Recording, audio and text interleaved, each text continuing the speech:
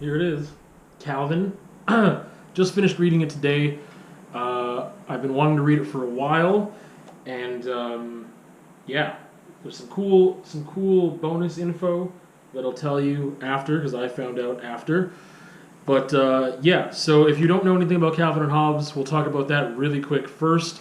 But because I'm such a huge fan of Calvin and Hobbes, that is part of the appeal of reading this book. Or was the biggest appeal, the only appeal. So I'm going to take you just through real quick the background of how I came upon the book, and then a little bit about Calvin and Hobbes, and then about the book, and then some bonus info after that's pretty cool, especially if you live in the southern Alberta area. All right, so the book is called Calvin. As you can see, we've got a tiger tail in there. So when I saw that from afar, I was at the school that I used to teach at. So this was a couple years ago. I saw it and I was like, wait, Calvin? And I was like, there's a tiger tail. This is about Calvin and Hobbes somehow? And I just from the cover alone, it was a cool cover. I was at the school library. I just was like supervising something. I don't remember what, an exam or just supervising students working in there or something. And so I picked it up, I read the back, and I'll just read the back to you. In the town of Leamington, Ontario, a 17-year-old boy is suddenly stricken by a schizophrenic episode and wakes up in hospital. The boy's name is Calvin, and he is plagued by hallucinations of a man-eating tiger.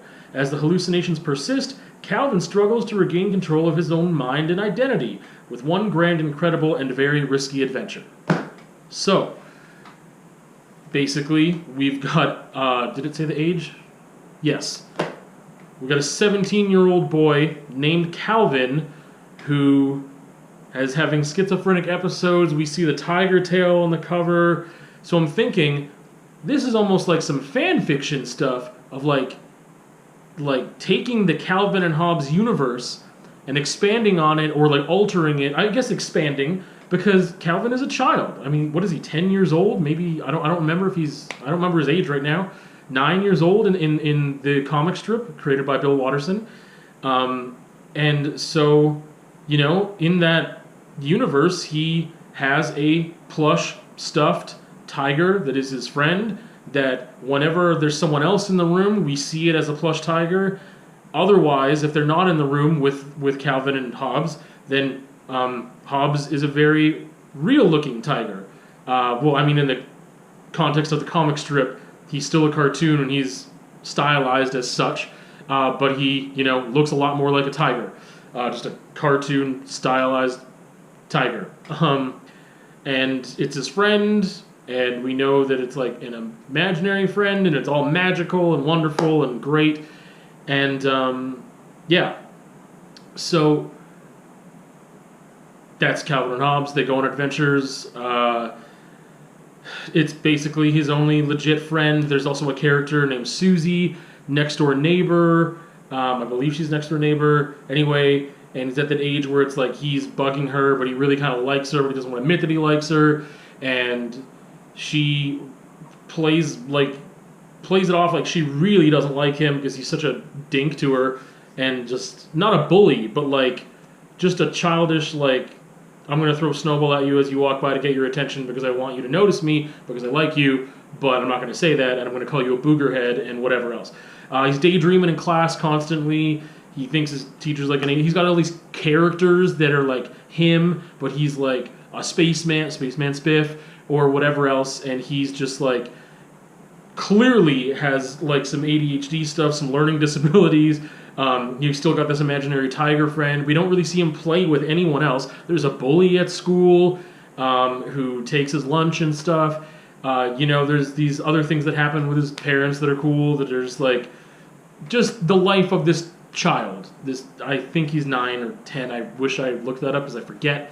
I'm doing it a disservice, but I love Calvin and Hobbes. It's very playful. There's some bigger ideas, some philosophical elements. I mean, we do have Calvin and we've got Hobbes, and like, the philosophical theories that came from both of these. I mean, you can look into that more, but I mean, I believe they're named that way for a reason, and yeah, you can look up. Oh man, I don't know what is it, Thomas Hobbes, and I don't remember, but Calvinism is a thing, and there's, I believe it was Thomas Hobbes. Oh man, unprepared, but I wasn't thinking about going this deep. So anyway, I need to do better. Yeah, so there's these other elements at play that there's enough going on in these comic strips that I really think that adults can get something out of it too, and it's not, it's playful, it's light, yet there's some extra layers in there that give you some food for thought about life. Like, they'll go sledding, or in the summertime they'll use a wagon, and there'll be these strips of them just like very scenic, and they're just like having like Calvin and Hobbes are having a conversation together about life, about mortality, about like all these things, existentialism, whatever. So like it definitely is smart as a cartoon strip as well, playful, and it's just the best. It's just the best. It's the best cartoon strip ever created. Now, some background on Bill Watterson, the creator, that you need is that he really didn't like the limelight and being a celebrity or famous or anything like that. That wasn't what he wanted. He just wanted to do the work and have the strips really speak for themselves and just not answer questions and just let people, whatever. He really wasn't about it for the money. Like, he obviously made a lot of money because the way it was syndicated throughout every freaking newspaper in the world and whatever. And he didn't license, other than the books, he didn't license any products for this except for one, which was like a calendar in like the 80s, and that was it. So anything you see that's like Calvin and Hobbes merch that's not a book or that one calendar from like the 80s is copyright infringement. It's illegal. It's not with his, like sanction. Like, it's completely third party, whatever. So eventually he stopped the comic strip. He thought it was a good time to stop. He stopped it. He made like one like post, basically, maybe it was in a blog or something, about him painting now, and he showed a picture of like a landscape painting, and then that's like it. Like, there's no official, as far as I know, biography. I read a biography on Bill Watterson, and part of it was the journey of just trying to get, or this author wanting to talk to Bill Watterson, and Bill Watterson never responded to any letters or requests or anything.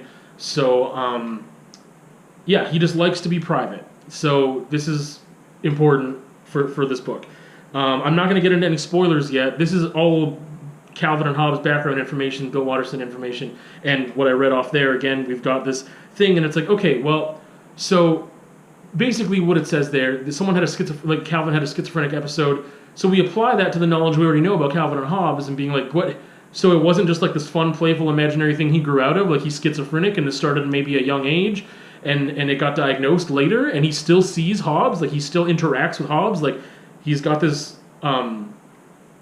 what's the word, delusion, this visual manifestation that doesn't exist, that he sees in schizophrenic episodes or just all the time or whatever, and that's really interesting. I was like, we've got this, he's a teenager, whatever, and it takes things into a darker, more serious place, and I was really, really intrigued. So that was the sell for me. If I didn't know anything about Calvin or Hobbes, I probably wouldn't have been interested. It's definitely more geared to YA. It's, pages don't really matter because then you've got spacing, whatever else. I mean, it's 180 pages, but I mean, it's the spacing and the font size and the page size and everything. This is really easy, I think, even for a teenager to read within a week. I don't read that fast, and yeah, I got through it pretty quick. And it's this thing that I think is unique because I haven't read a lot of stuff. It's a fiction, is a work of fiction, but it plays on this universe that is, I mean, the Calvin and Hobbes universe isn't real, but I mean, it's a real creation by someone who physically exists in our universe. Like, so it's this interesting dynamic because usually you'd want to stay away from that. You're creating your own universe, but this is kind of like piggybacking or like piggybacking off of, oh, Calvin or Hobbes is already a thing, so like this is a unique story, a take, and like I said, I thought it was going to be almost like a fan fiction type thing, and it's really its own beast. It's really its own thing, and now we're going to get into some spoilers. So if you like Calvin and Hobbes, I think you should give it a read. we're not getting into spoilers yet. My bad. I'll tell you why I think you should give it a read, or what about it was cool. You know, again, I think it seems to me like it's targeted as a YA book. I don't feel like the target audience in that aspect. However, if you're into Calvin and Hobbes and you have a soft spot for it and you're nostalgic for it or whatever else, then you might really want to get into it for that reason, like I did. It gives very soft challenges, I would say. It can expose these ideas of mental health, learning disabilities, and stuff like that to youth, and in a easy to read setting. I mean, here it talks about one grand, incredible, and very risky adventure. That's a little hyperbole, I think.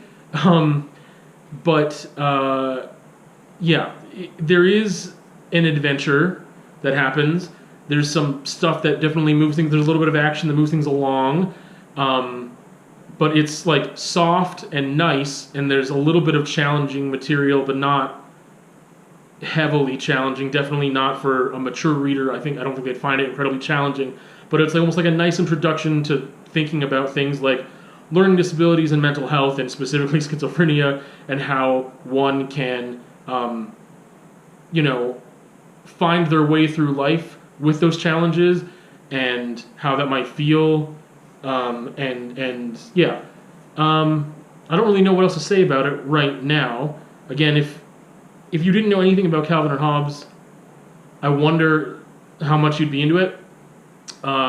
Even as like a youth, if it was just like, here, you don't know anything about Calvin and Hobbes, but we're going to talk about this stuff and it's going to whatever.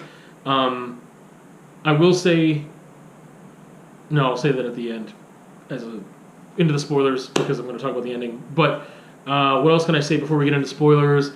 Again, easy to read. It's good. I wouldn't have read it though if it wasn't for the Calvin and Hobbes aspect, and I don't think I would have been missing anything if I didn't read it. It's not exposing me to any like new crazy ideas or really hard challenges that push me. Like, it's okay, that's cool. I'm glad that I read it still. Like, I'm glad that I did, but it's not like I feel like I would have just really missed out. But again, that's because I'm not the target audience in this case, and I just have been exposed to these ideas already, and it's not really heavy. Like, I like that it gives readers some food for thought without being really heavy-handed. It's good at doing that. It's nice. It's a nice, like, it's nice. Like, I don't know. It's got serious elements, and yet it's still very nice. Now let's get into spoilers. So that's why you should read it. There you go. Spoilers. So basically, I can wrap this up real quick. He's got a schizophrenic episode. He goes to the hospital and talks to a doctor and says, like, we're going to put you on some medication. Like, we think you've got schizophrenia. We're doing some tests, whatever. And Calvin has it in his mind, because he started he started hearing Hobbes. And he's like, what? And then he kind of pieces it all together, like, oh man, like, my grandpa gave me this like stuffed tiger when I was a baby and called it Hobbes. Like, he called it Hobbes, and like I was born like the very week that Bill Watterson stopped doing his comic strip. So like, he stopped doing his comic strip, and then that's me. Like, I am the manifestation. I am Calvin. Like, continued, and there's this girl named Susie. And like, that's not a coincidence, and like, she's like in my life, and I met her in like grade 1, and like, he's tying all these things together that happen in the Calvin and Hobbes universe that he's like applying to his own life and being like, I am Calvin. Like, so he's struggling with that, and then he does know that Hobbes like isn't real, but he is real to him, and he like talks to him, and he gets this idea. He's like, you know what, like, because I think we talk about learning disabilities and the fact that he struggles with school, and they go into detail. But he has this plan that he's going to walk across like Lake Erie. It's frozen. It's winter, and he wrote a letter to the newspaper that Bill Watterson would read across the pond there in the States, because this is taking place in Ontario. And he writes a letter to the newspaper saying like, yo, put this in there. I'm doing this. I need Bill Watterson to write a new comic strip without Hobbes in it, and I want him to be on the other side, like on the other side of the lake, waiting for me. I'm going to take this long. I'm going to be there in like a couple days or whatever, and I'm doing this pilgrimage by walking across Lake Erie. Susie visits him in the hospital, doesn't want him to go alone. They go get some camping supplies, they take a cab, whatever, they go, they meet a couple people, there's like a ice fishing village, and they meet a dude, and there's like a dude in a cabin, and they meet that dude, and then they're going on this journey, and it's not necessarily easy, and Calvin misjudges how long it would take them to get there, and they run out of supplies, and they're cold, and Susie's like experiencing hypothermia, and they can't go on anymore, and then a helicopter comes and saves them. I guess a little bit before that, I will say that like the love interest aspect, like they figure that out. They're like, oh, now they're boyfriend and girlfriend, and they like kiss, and they're like, I didn't know you liked me, whatever, and they're like gonna be together forever, and whatever. So they figure that out along the way, but this helicopter just comes out of nowhere, saves them, and my complaint is, other than just like, I'm not the target audience, hey, it's not my cup of tea, the ending was pretty abrupt. So the ending was pretty abrupt, and then it just kind of wraps it up in a couple pages of just like, oh yeah, then I went back to school, and I tried really hard, and Susie kept me going, and like, I apologized to her parents profusely for taking her on this journey, or whatever, and like, but we're still together, and I'm making it work with, I take my meds, and like, everything's okay. And that's it. So that was like my biggest complaint about it, because like I can't complain about me not being the target audience. Like I think it's a great book for YA to introduce some of these topics in this nice playful way. If you have a Calvin and Hobbes background, then that's like mad bonus. Speaking of bonus, to wrap things up, so author Martine Levitt, I didn't know this when I was reading the book. I knew it was a Canadian author when I started reading it, but at the end, I found out that it says she lives in High River. That's an hour and a half away from Lethbridge. And I was like, what? And this was published in 2015. I think I forgot to mention that. So I don't know if she still lives there. It's 6 years later. But she was born in Tabor, which is a half an hour like the other direction from Lethbridge. So I was like, that's nuts. Like, that's cool. Like, apparently she taught writing, maybe still does. I don't remember, Vermont or somewhere in the States, Connecticut. I don't remember. Is Vermont in Connecticut? I don't even know. I sound like an idiot. Anyway, but I thought that was just a cool extra tidbit, because like I don't read very many Canadian authors. Contemporary authors, I don't know, there's just a lot. It's one of those things where you struggle with like the content coming out of Canada, and like, you know, there's good content, but you don't get much exposure to it. There's not a lot of hype about it sometimes, or like sometimes the quality, just like the ratio of like the stuff you have coming out of the US or neighbors versus like stuff we have here, whatever. Anyway, the point is that I was really pleasantly surprised, because the book is just like super, like, man, I just love the cover of it. I love, like, it doesn't feel cheap to me. It doesn't feel like, oh yeah, some dude just down the street got like he published a book, and he like self-published it, and it's like crappy and whatever. Like, I don't know. It's just, unfortunately, sometimes you get this thing with Canadian content that it's like, it's not as good.